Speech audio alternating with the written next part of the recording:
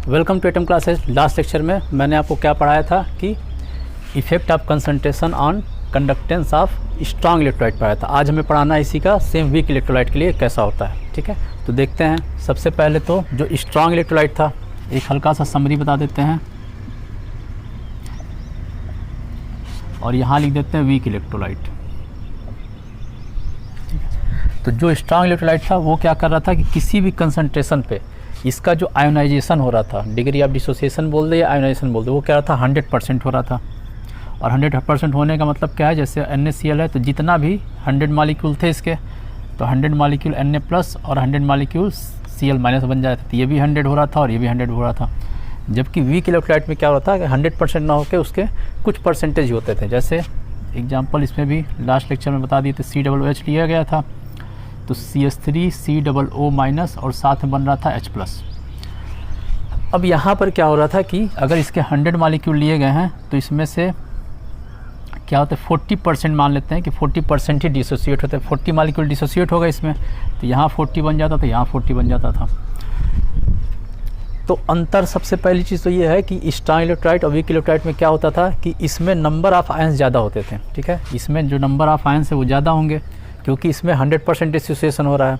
इसमें number of ions कम होंगे क्योंकि इसका डिसोसिएशन कम हो रहा है। ठीक है, तो अब जब इसमें नंबर ऑफ़ आयंस कम है तो इसकी कंडक्टिविटी भी कम होगी। तो सबसे पहली चीज़ तो हमें ये पता चल गई कि यहाँ पे लिख देते हैं कि कंडक्टिविटी जो है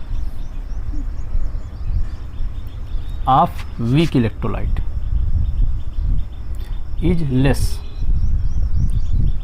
देन स्ट्रॉन्ग इलेक्ट्रोलाइट। ठीक है, तो स्ट्रॉन्ग इलेक्ट्रोलाइट से इसकी कंडक्टिविटी वीक की क्या हो जाएगी, कम हो जाएगी। और कम होने का रीज़न क्या है, कम होने का रीज़न ये है कि इसमें नंबर ऑफ़ आयंस भी कम है। ठीक है, क्योंकि जो कंडक्टिविटी वो किस पे डिपेंड करता है, दो चीज़ों पे डिपेंड करता है। एक तो नंबर ऑफ़ आयंस पे, दूसरा उसकी मोबिलिटी पे, कितनी तेज़ी से वो मूव कर रहा है। ठीक है, तो नंबर ऑफ़ आयंस ही कम है तो इसकी वजह से वीक इलेक्ट्रोलाइट की कंडक्टिविटी कम हो जाएगी। तो पहली चीज़ तो हमें ये पता चली।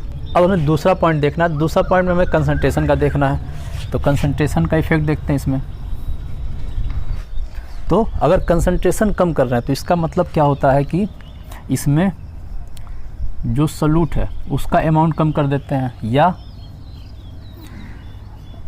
सॉल्वेंट जो होता है इसका अमाउंट हम बढ़ा देते हैं। ठीक है, दोनों में से कोई भी एक काम कर रहा है तो इसका मतलब होता है कंसंट्रेशन को कम करना। कंसंट्रेशन को कम करने को एक और वर्ड से कर सकते हैं इसको कि जो सॉल्यूशन है उसको क्या कर रहे हैं, डाइल्यूट कर रहे हैं। डाइल्यूट का हिंदी बोलते हैं तनु, तो उसको तनु कर रहे हैं। तो डाइल्यूट करने में क्या होता है, उसमें सॉल्वेंट का अमाउंट और मिला देते हैं तो उसको होता है डाइल्यूट हो जाता है। तो जब ये काम कर रहे हैं तो इसमें अब देखना है कि नंबर ऑफ़ आयंस पे क्या इफेक्ट पड़ रहा है। तो इसमें नंबर ऑफ़ आयंस पे तो कोई इफेक्ट नहीं पड़ता स्ट्रॉन्ग इलेक्ट्रोलाइट के लिए, क्योंकि ये लास्ट लेक्चर में बता ही चुके हैं। ठीक है, तो नंबर ऑफ़ आयंस तो इसमें सेम रहता था। ठीक है, यहाँ की बात करते हैं। तो यहाँ पे अगर इसका कंसंट्रेशन कम करेंगे, यहाँ पे क्या है कि कंसंट्रेशन को डिक्रीज कर रहे हैं और क्या कर दिए, डाइल्यूशन को इंक्रीज कर रहे हैं या फिर डाइल्यूशन कर रहे हैं। ठीक है, तो अगर ये काम करते हैं तो इसमें क्या होगा, जो ये डिसोसिएशन हो रहा है, जो अभी क्या हो रहा था केवल 40% का डिसोसिएशन हो रहा था, तो नंबर ऑफ़ डिसोसिएशन इसमें बढ़ जाएगा। ठीक है, तो डाइल्यूशन करने पे वीक इलेक्ट्रोलाइट का डिग्री ऑफ डिसोसिएशन इसे बोलते हैं। ये जो परसेंटेज है इसको डिग्री ऑफ डिसोसिएशन बोलते हैं। तो डिग्री ऑफ डिसोसिएशन क्या हो जाएगा, इंक्रीज कर जाएगा, या डिग्री ऑफ आयनाइजेशन इंक्रीज कर जाएगा। या फिर सिंपल वर्ड में कह सकते हैं इसके जो आयंस अभी 40% ही आयन टूट रहे थे, अब ज़्यादा आयन टूटने लगेंगे। ठीक है, तो यहाँ पे भी डाइल्यूशन करने में ये देखा गया कि स्टार्टिंग में जब इसको डाइल्यूट किया जा रहा है एक स्टेंट तक करने पे क्या हो रहा है, ये धीरे धीरे इसका परसेंटेज बढ़ रहा है और कुछ समय बाद क्या हो रहा है, अचानक सारे के सारे मॉलिक्यूल डिसोसिएट हो जा रहे हैं। ठीक है, तो इसका अगर हम ग्राफ बनाते हैं तो डाइल्यूशन करने में ये देखा गया कि इनिशियली जो इसका डिग्री ऑफ डिसोसिएशन है पहले धीरे धीरे बढ़ता है और कुछ समय बाद क्या होता है, काफ़ी तेज़ी से बढ़ता है। तो इसके लिए एक ग्राफ बनाया गया था। तो ग्राफ ऐसा था कि यहाँ पे लिख दिया गया था √C कंसंट्रेशन का और इधर लिख दिया था मोलर कंडक्टिविटी। ये ग्राफ लास्ट में इसमें ही बनाया गया था। तो इसमें जो ग्राफ था इसमें ऐसा ग्राफ था, यहाँ बना देते हैं एक बार फिर से, √C और यहाँ पे मोलर कंडक्टिविटी ग्राफ बनाया गया। तो इसमें कैसा बन रहा था, पहले हल्का सा डाउन हो रहा था, उसके बाद ये पैरेलल जा रहा था। इस टाइप का ग्राफ इससे बन रहा था क्योंकि इसमें बहुत ज़्यादा डाइल्यूशन का फ़र्क नहीं पड़ रहा था। ठीक है, क्यों नहीं पड़ रहा था डाइल्यूशन फर्क? क्योंकि 100% मॉलिक्यूल पहले ही डिसोसिएट हो जा रहे थे। थोड़ा सा फ़र्क क्यों आ रहा था? क्योंकि एट्रैक्टिव फोर्स जो था पॉजिटिव और नेगेटिव के बीच, उनके कारण ये हल्का सा फर्क आ रहा था। ये सब लास्ट लेक्चर में हो चुका है, ठीक है। इसमें देखते हैं, इसमें क्या हो रहा है कि अगर डाइल्यूशन बढ़ाते जाते हैं, ये डाइल्यूशन है, कंसंट्रेशन है, C मतलब कंसंट्रेशन है, तो इधर की तरफ कंसंट्रेशन क्या है? हाई है, और इधर की तरफ क्या है? यहाँ पे 0 है, तो हाई से लो इधर की तरफ है। तो इसका मतलब क्या है कि इधर से इधर की तरफ जा रहे हैं तो ये डाइल्यूट कर रहे हैं। इधर से इधर का मतलब ये हुआ, यहाँ से यहाँ गए तो ये डाइल्यूशन को बता रहा है। तो इसमें इधर से इधर की तरफ देखेंगे, तो जब इधर से इधर की तरफ जा रहे हैं, इधर हाई कंसंट्रेशन से लो कंसंट्रेशन बढ़ रहे हैं, तो इस पर क्या इफेक्ट पड़ रहा है? तो इसका जो ग्राफ बन के आया, ऐसा ग्राफ बन के आ रहा था इसका। यहाँ से सबसे पहले तो ये हल्का सा चेंज हो रहा है, हल्का सा बढ़ा, और यहाँ जाने के बाद बहुत तेज़ी से बढ़ गया ये, ठीक है। तो ये इसका ग्राफ है, कर्व ग्राफ आ रहा था इसका, ठीक है। तो इस कर्व ग्राफ से हमें ये पहली चीज़ ये पता चली कि इनिशियली जब इसको डाइल्यूट कर रहे थे तो क्या हुआ कि हल्का सा चेंजेज आया इसमें, लेकिन कुछ समय बाद बहुत तेज़ी से चेंजेज आ रहा है, ठीक है। और कुछ समय बाद क्या होगा, ये काफ़ी ऊपर जाने के बाद, इसको हम अगर ऐसे कर दें तो काफ़ी ऊपर जाने के बाद ये डैश करके इसके साथ जाएगा, ठीक है। तो ये कह सकते हैं कि अगर इसको डाइल्यूशन क्या कर दे, इनफाइनाइट कर दे, या फिर कह दे कि जो कंसंट्रेशन है उसको 0 कर दे। कंसंट्रेशन 0 करने का मतलब जो नंबर ऑफ सॉल्यूट है वो क्या कर दे, 0 कर दे। उसमें अब सॉल्यूट है नहीं, क्यों सॉल्वेंट है।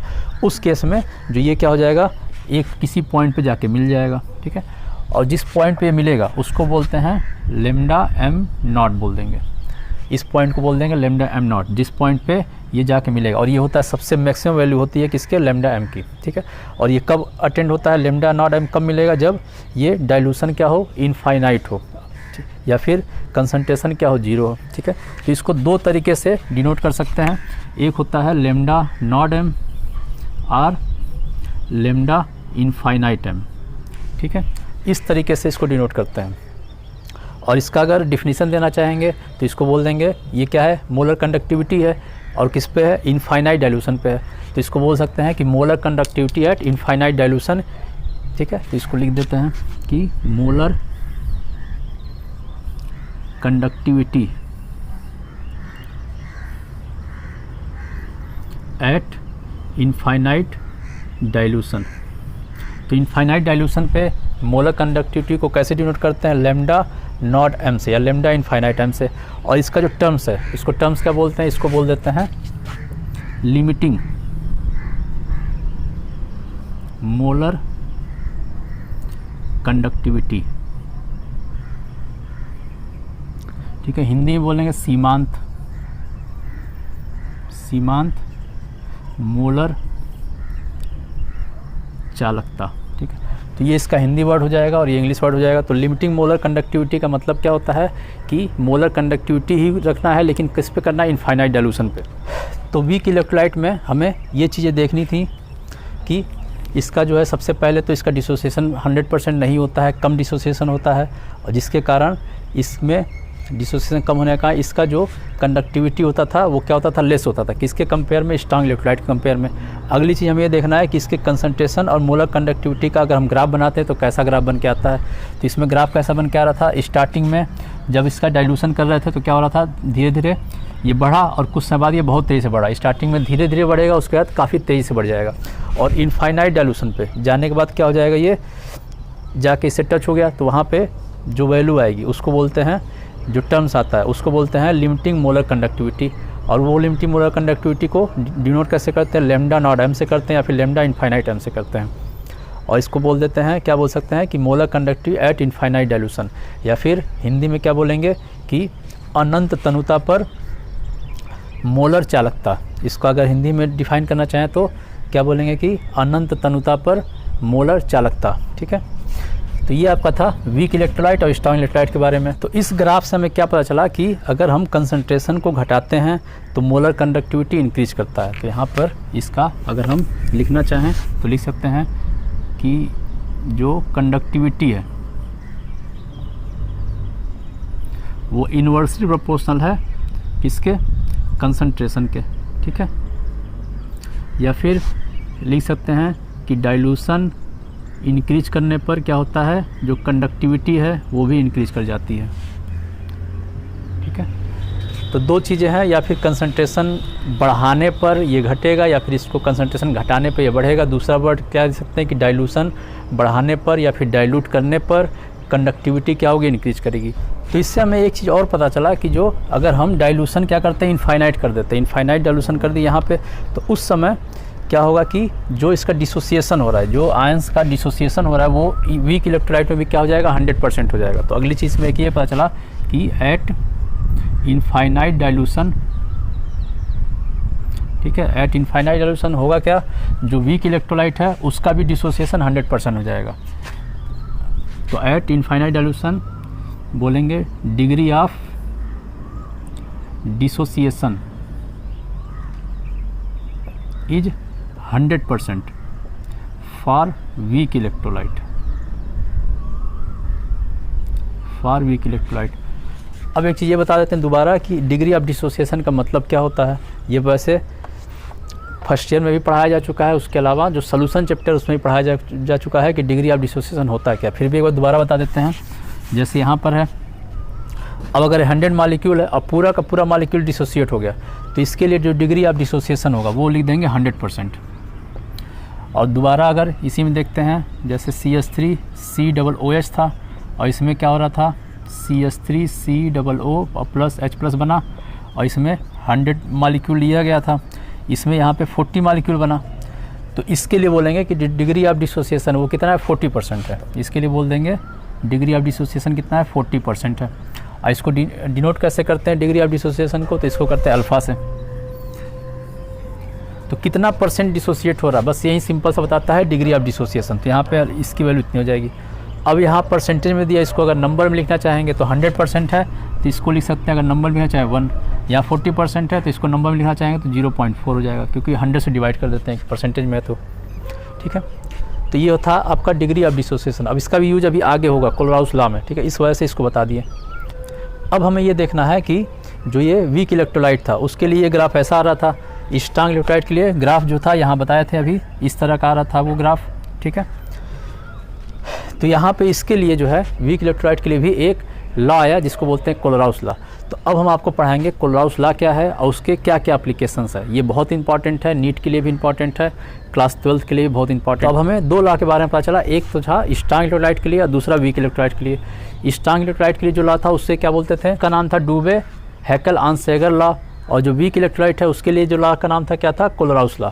तो हमें ये जानना है कि वीक इलेक्ट्रोलाइट के लिए अब कोलोराउस लॉ के बारे में जानेंगे। तो जो कोलोराउस लॉ है वो किसके लिए, वीक इलेक्ट्रोलाइट के लिए। और वीक इलेक्ट्रोलाइट अगर हम इनफाइनाइट डाइल्यूशन पे जाते हैं तो क्या होगा, 100% डिसोसिएट हो जाएगा।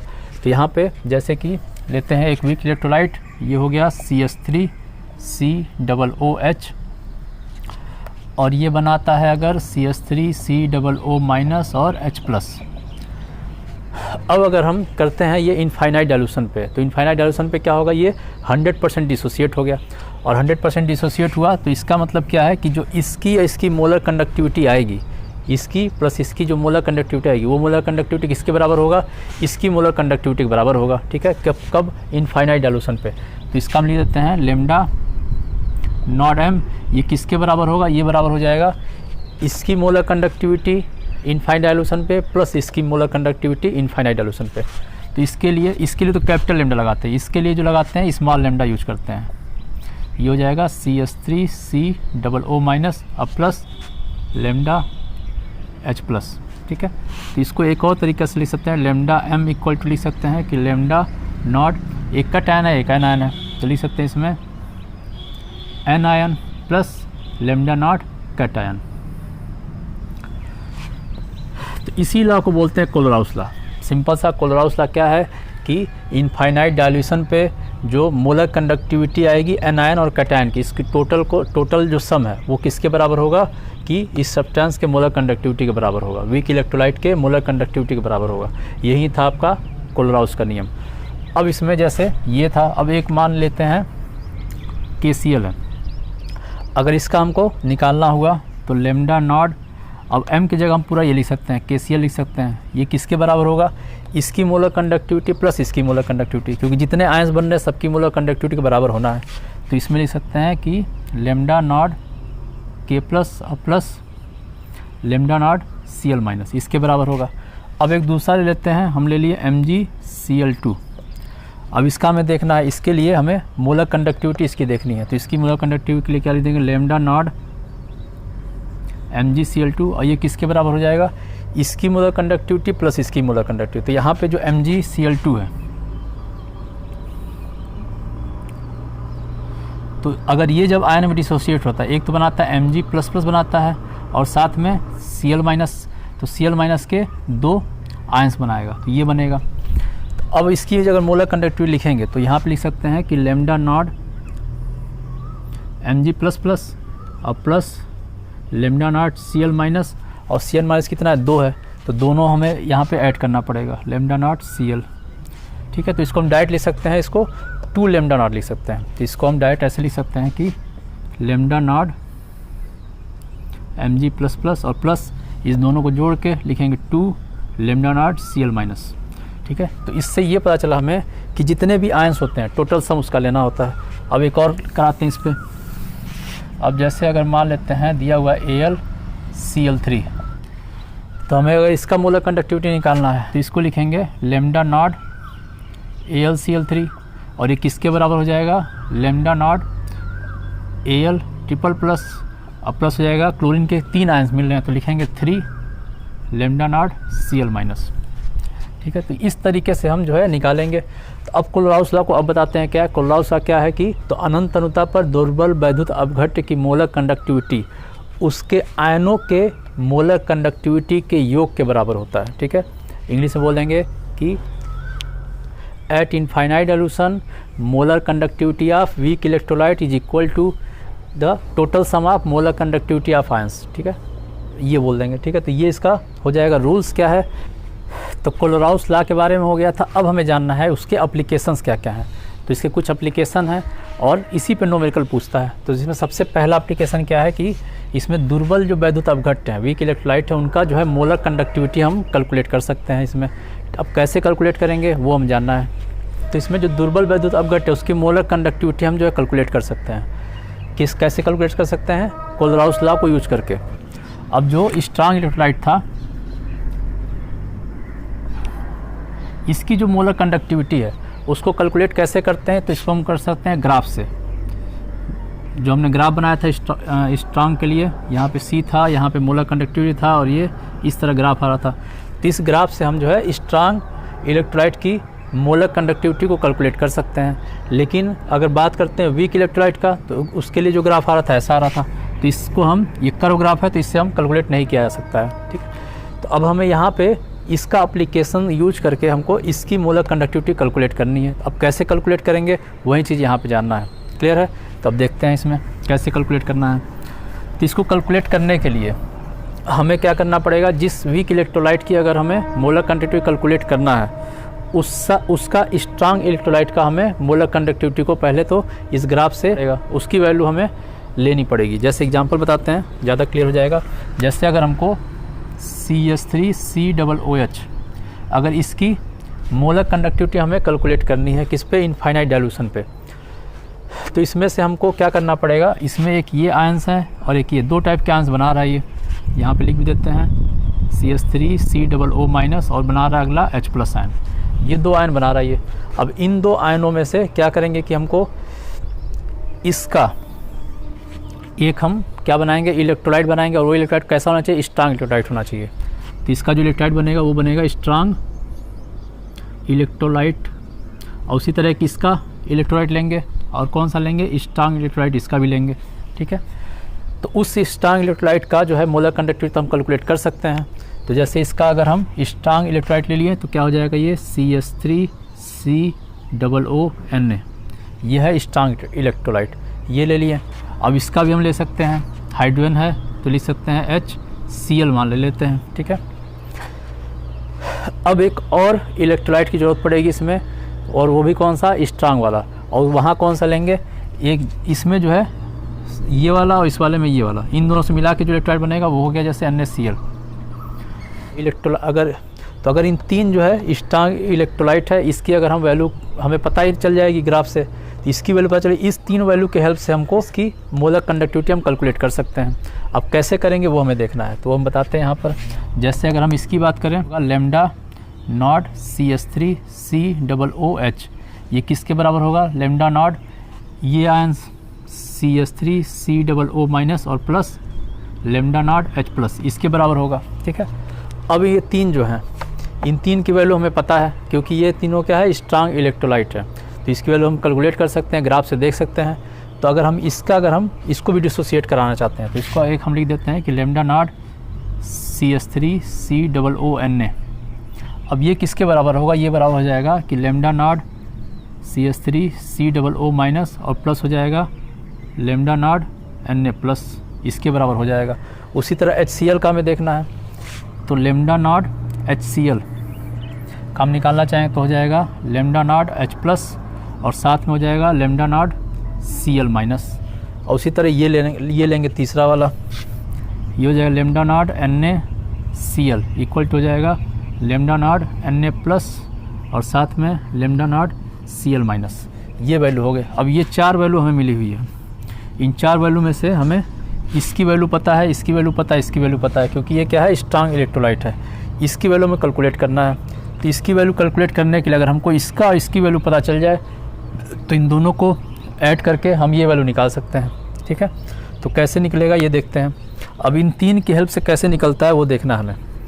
अब इस वाले में, पहले वाले में ये वैल्यू दिया गया है, ये वैल्यू यहाँ मिल गया, ये वैल्यू दिया, ये वैल्यू मिल गया। ठीक है, अब इन दोनों में ये और ये दिया हुआ है, तो इन दोनों को हटाना है, तो तीसरे में हम इसीलिए ये तीसरा लेंगे कि इसमें से इन दोनों में से इसको माइनस कर दें। तो यहाँ पे अगर हम इसको माइनस कर दें तो अब इन तीनों का अगर जोड़ देते हैं तो ये वाला इसके साथ कट गया और साथ में ये वाला इसके साथ कट गया, क्लोरीन का क्लोरीन के साथ कट गया क्योंकि ये माइनस+ हो गया।